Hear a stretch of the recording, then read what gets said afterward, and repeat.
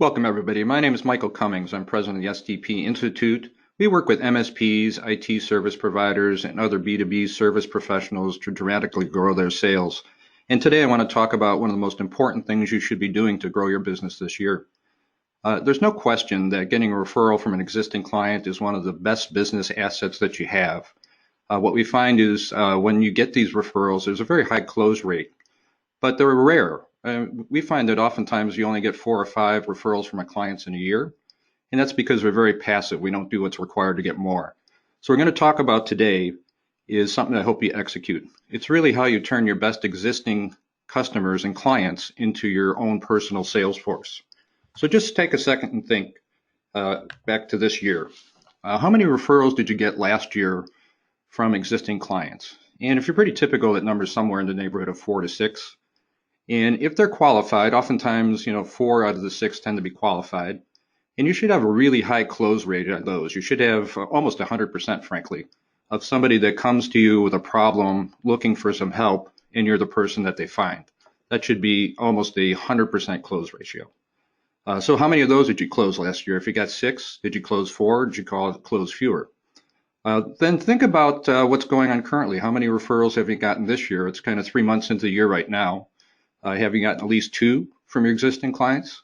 And if so, did you close them? So think again, what are you getting today? And then more importantly, think back to last week. What did you do last week, or what did some of your people do last week to actually drive referrals? Did you ask for any? Did you meet with clients? Did you run an event that actually caused people to refer people to attend the event? So what we often find is referrals are often an afterthought. It's not something that you do as an explicit and intentional business process, and that's what we're going to cover today. So oftentimes, my clients are actually growing quite dramatically. I've been working with a group of about 25 MSPs for the past 3 years, and their average growth rate is somewhere in the neighborhood of 25 to 40% per year. And there's a lot of things you got to do correctly there, but let's talk specifically about what this topic today is. What do you have to do in terms of referrals in order to grow your business that dramatically? What this slide depicts is on the left-hand side is your average managed service provider. And again, as I said, you tended to get 4 to 5 to 6 referrals in a year. Instead, the people that I work with, you'll see this dramatic change. What we've taught them to do is they're going to get the same number of referrals and maybe slightly more than a typical MSP. But what we do is put in a business process for them that gets them somewhere in the neighborhood of 50 introductions from existing clients. And that's the big game changer for you, is if you apply the lessons that we're going to teach you today and actually execute it as a business process, you can start to get the results that are on the right hand of these slides. So why don't you get referrals? And take this list down, think about it.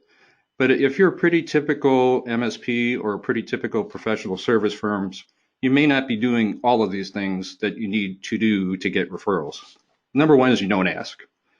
And that sounds almost kind of trite, but what that means is if you don't ask, your clients don't know that you want referrals. And if you don't ask, they don't know that you value them. Oftentimes, if you talk to clients, they'll say, well, I assume my MSP is quite busy. They got more business than they need. And I would even go out of my way to think about giving them a referral. Second of all, is you don't ask the clients that are going to help you. Frankly, probably 25 to 33% of your clients are the ones where you have a strong enough personal connection and a strong enough business relationship with them that they're really going to go out of their way to help you.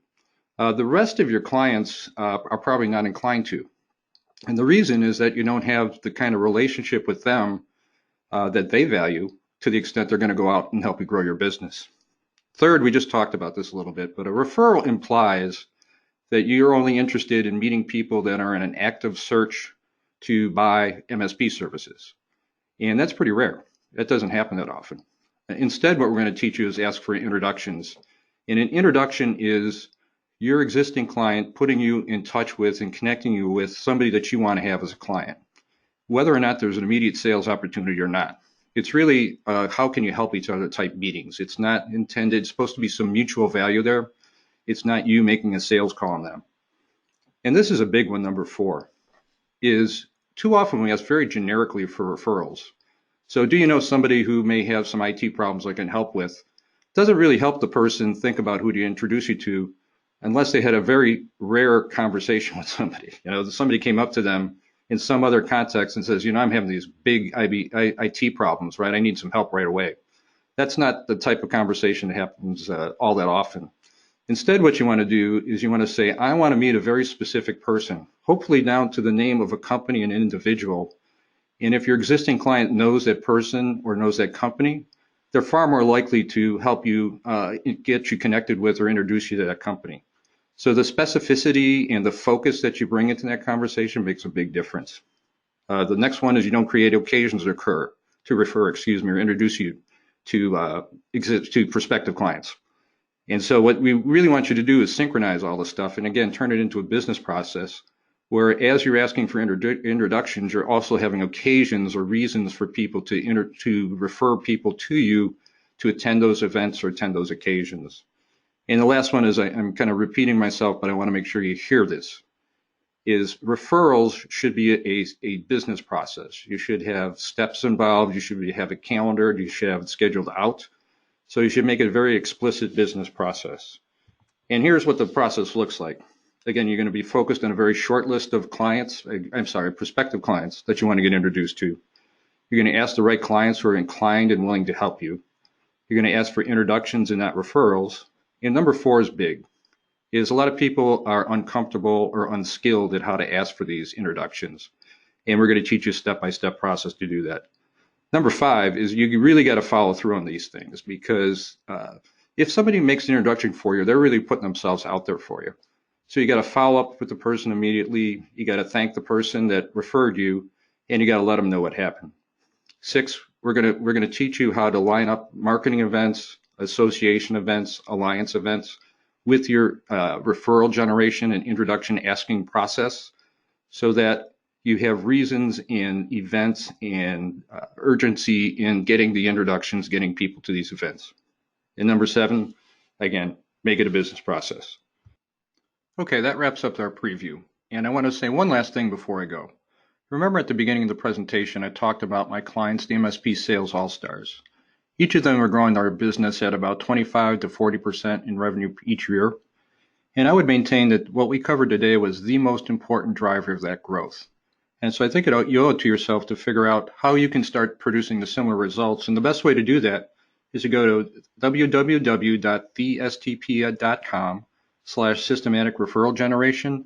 Learn more about our training, learn how you can put these ideas to work for you and start producing similar results as early as next week. Thanks for your time.